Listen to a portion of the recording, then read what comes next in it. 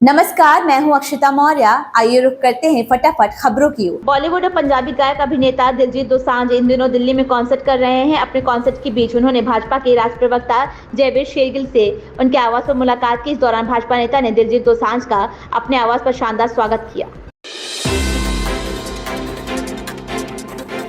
पूर्व आईएएस श्रेणी पूजा खेडकर एक बार फिर चर्चाओं में आ गई। उनके पिता दिलीप खेडकर महाराष्ट्र विधानसभा चुनाव में अहमदनगर दक्षिण सीट से निर्दलीय उम्मीदवार के रूप में चुनाव लड़ने को तैयार हैं। उन्होंने हाल ही में नामांकन पर्चा दाखिल किया, जिससे एक और विवाद खड़ा हो गया।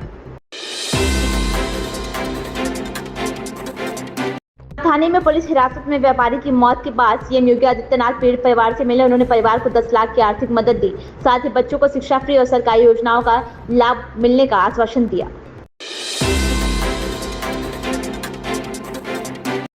महाराष्ट्र में सीट बंटवारे पर महाविकास अघाड़ी में सियासी घमासान मचा हुआ है। कांग्रेस और उद्धव ठाकरे वाली शिवसेना के बीच तनातनी चल रही। हालांकि एनसीपी एसपी प्रमुख शरद पवार का कहना है कि राज्य की कुल 288 सीटों में से 90 से 95% पर एमवीए सहमति पर पहुंच गए हैं।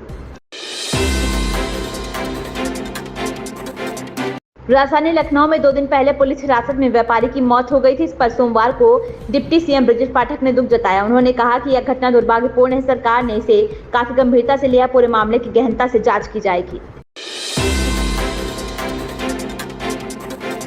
बॉलीवुड के पसंदीदा जोड़े में शुमार हो जहीर इकबाल और सोनाक्षी सिन्हा को आज सोमवार को मुंबई एयरपोर्ट पर देखा गया। इंडस्ट्री की कई दिवाली पार्टी में शिरकत करने के बाद कपल त्योहार से पहले कहीं घूमने निकला है।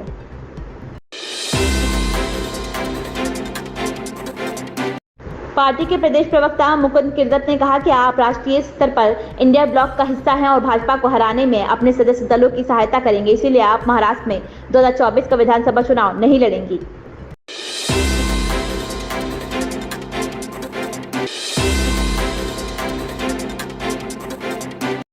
प्रधानमंत्री नरेंद्र मोदी ने सोमवार को गुजरात के वडोदरा में टाटा के विमान विनिर्माण प्लांट का उद्घाटन किया। इस दौरान स्पेन के राष्ट्रपति पेड्रो साnchez भी उनके साथ रहे। उद्घाटन के बाद प्रधानमंत्री ने रतन टाटा को याद किया और कहा कि देश ने एक सपूत खो दिया। टाटा सन्स के चेयरमैन एन चंद्रशेखरन ने भी इस मौके पर रतन टाटा को याद किया और कहा कि उनकी दूरदर्शिता की वजह से ही आज देश में विमान निर्माण प्लांट की शुरुआत हुई है। बांग्लादेश की पूर्व प्रधानमंत्री शेख हसीना के अवामी लीग पार्टी की छात्र शाखा बांग्लादेश छात्र लीग के नेता अंतरिम सरकार की कार्रवाई का शिकार हो रहे हैं। 15 वर्षों तक बांग्लादेश में शासन करने वाली इस पार्टी को इस साल अगस्त में एक छात्र आंदोलन का सामना करना पड़ा, जिसमें उनकी सरकार को सत्ता से बाहर कर दिया गया। शेख हसीना को पीएम पद से इस्तीफा देने के बाद देश छोड़कर भागने के लिए मजबूर होना पड़ा।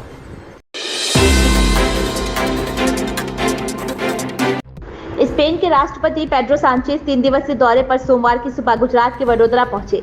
वडोदरा में प्रधानमंत्री नरेंद्र मोदी के साथ प्रतिनिधिमंडल स्तर की बातचीत करेंगे। स्पेन के राष्ट्रपति के भारत दौरे पर विदेश मंत्रालय ने सोशल मीडिया पर मंच एक्स पर साझा एक पोस्ट में बधाई देते हुए लिखा कि भारत में आपका स्वागत है।